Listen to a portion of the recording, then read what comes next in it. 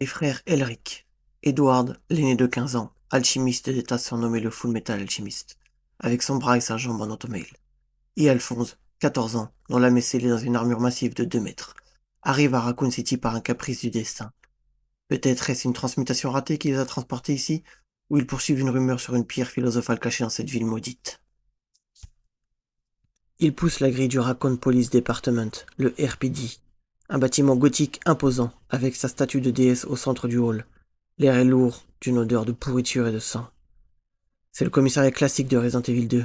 Infesté de zombies, des morts-vivants lents, affamés de chair, de liqueurs, ces abominations mutées, aveugles mais auditives, avec des langues fouées et des griffes rampant au plafond, et plus tard peut-être un invité surprise du nom de Mister X. Des pulls et énigmes bloquent le chemin.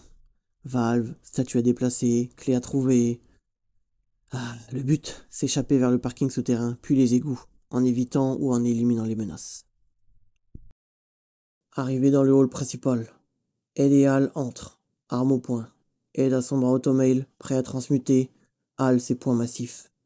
Le hall est sombre, éclairé par des lampes vacillantes. Des zombies, une petite dizaine titubent vers eux. Anciens flics, civils, enfants, ambulanciers, ils sont tous décomposés avec des grognements gutturaux.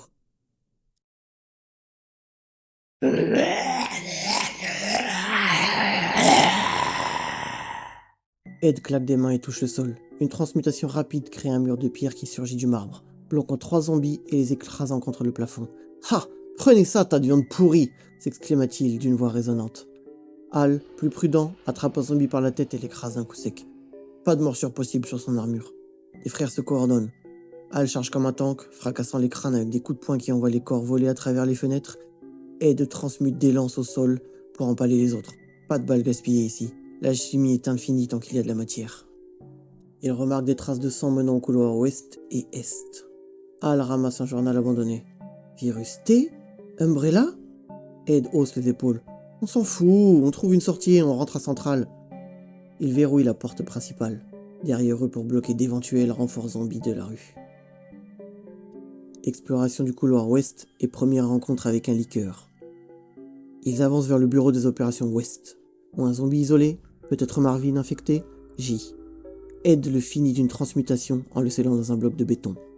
Il fouille, trouve des munitions inutiles, ils n'ont pas d'armes à feu de toute façon, mais des herbes vertes. Ed, curieux, en mâche une. Elle guérit une égratignure mineure de son bras humain. Pas mal, mais pas aussi bien qu'une bonne transmutation régénératrice. Soudain, un bruit de succion en provenance du plafond. Un liqueur descend. Peau écorchée, cerveau exposé, langue de 3 mètres fouettant l'air. Il bondit, attiré par le bruit. Hal réagit en premier, bloquant la langue avec son bras blindé. La créature tire, mais Hal est trop lourd pour être déplacé. Ed claque des mains et touche le mur adjacent. Il transmute une série de pointes acérées qui jaillissent du plafond, embrochant le liqueur comme un kebab. Du sang acide gicle, mais Hal protège Ed avec son corps. « Frangin, attention! Ces trucs sont vicieux !» dit Hal de sa voix métallique creuse. Il note que les liqueurs sont sensibles au son. Ed suggère de se déplacer plus discrètement. Ils résolvent le premier puzzle. Une statue à déplacer pour révéler une clé. La clé de pique. Au lieu de pousser laborieusement comme Léon, Ed transmute le sol en une rampe inclinée, faisant glisser la statue facilement. Gain de temps précieux. Couloir est, armurerie et rencontre avec plus de zombies encore.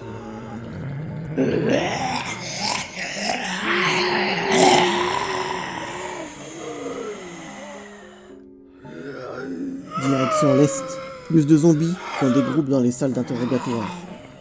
Hal les attire en tapant sur son armure, bruyant mais stratégique. Puis Ed crée un piège. Il transmute le sol en un gouffre temporaire, avalant 3 zombies avant de le refermer. Ils atteignent l'armurerie. Ed transmute la serrure cassée en un mécanisme ouvert. À l'intérieur, des armes. Ed prend un couteau pour le fun, mais il le transmute en une lame plus longue attachée à son automail. Hal n'en a pas besoin. Ses poings suffisent. Un essaim de zombies force la porte. Ed panique un instant. Merde, ils sont persistants! Mais transmute le mur en une barrière renforcée d'acier. Hal en profite pour en écraser 5 d'un balayage. Il trouve la clé de trèfle et des notes sur un G-virus. Ed compare ça à une alchimie interdite, comme leur transmutation humaine ratée. Ces Umbrellas sont des fous, comme nous l'étions. À Ascension vers le 2e étage et liqueurs multiples. Escalier infesté. Les zombies descendent. Hal les pousse comme des quilles.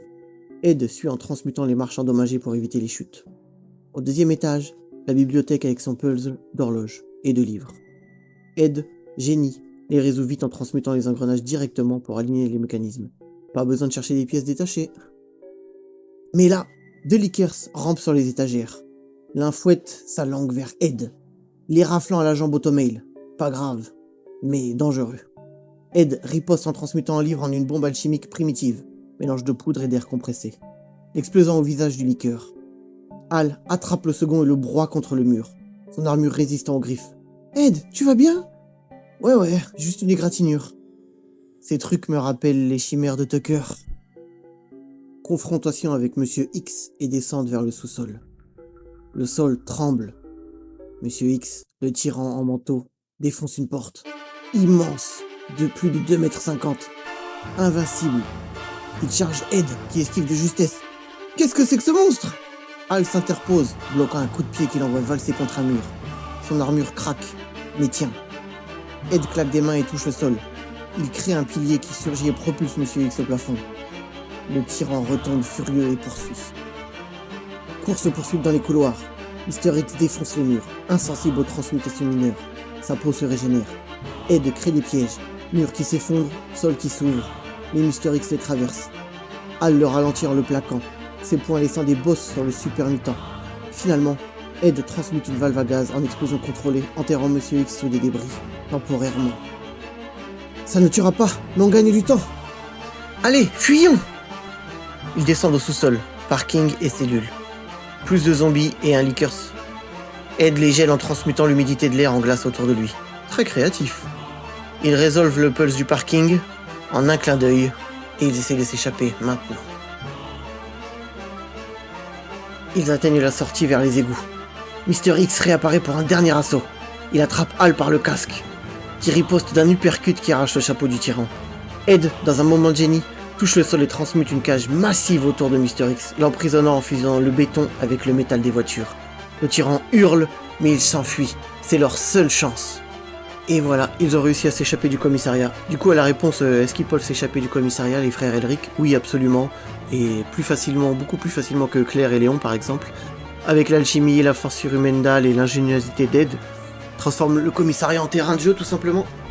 Pas d'infection possible. Hal, il a pas de corps. Ed, il guérit via des herbes et surtout, il a des automails, surtout. Ils évitent les pièges mortels que Léon subit. Ils résolvent les pulses en 1 minute au lieu d'heures pour Léon. Ils neutralisent les menaces sans munitions illimitées, tout simplement parce qu'ils ont l'alchimie.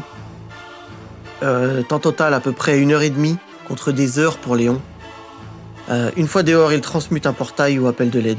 Raccoon City est conquise, mais les frères Elric survivent plus unis que jamais. « Frangin, rentrons à la maison » dit Hal. Ed sourit. « Ouais, et évitons les villes zombies la prochaine fois » Du coup voilà, c'est la fin de ma vidéo numéro 2, c'est toujours loin d'être parfait, mais merci d'avoir regardé. Si vous avez des suggestions ou des choses à améliorer, c'est sympa d'en parler. Et est-ce que vous pensez que les frères auraient pu s'échapper facilement, plus difficilement, ou juste ne pas s'échapper même, pourquoi pas. Et si vous voulez que je fasse la suite du jeu, genre les égouts, etc., il suffit de m'envoyer quelques commentaires et je pourrai m'occuper de ça. Sinon, vous inquiétez pas, j'ai plein d'autres idées pour plein d'autres crossovers, vous inquiétez pas pour ça. Et merci à tous et tchuss!